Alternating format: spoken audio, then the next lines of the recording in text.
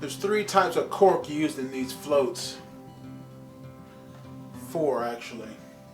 One is a synthetic cork. It's really just some sort of a polymer plastic. It looks real, but it isn't.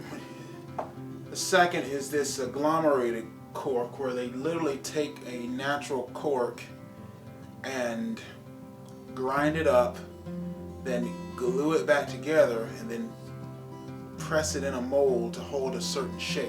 This is my favorite cork for this application because it drills away easily without losing much material. It has a lot of buoyancy and it's actually quite dense. The other cork is just a natural cork. They literally just chopped it off the cork tree and shaped it and packaged it and sold it. This one looks the most rustic. It's the most aesthetically pleasing.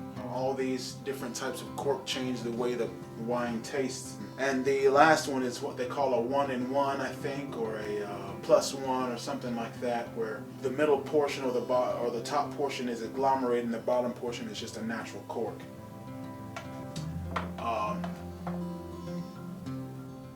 You know, I have no idea how it changes the taste of the wine or anything, but those are the basic types of cork that are used in every one of your floats.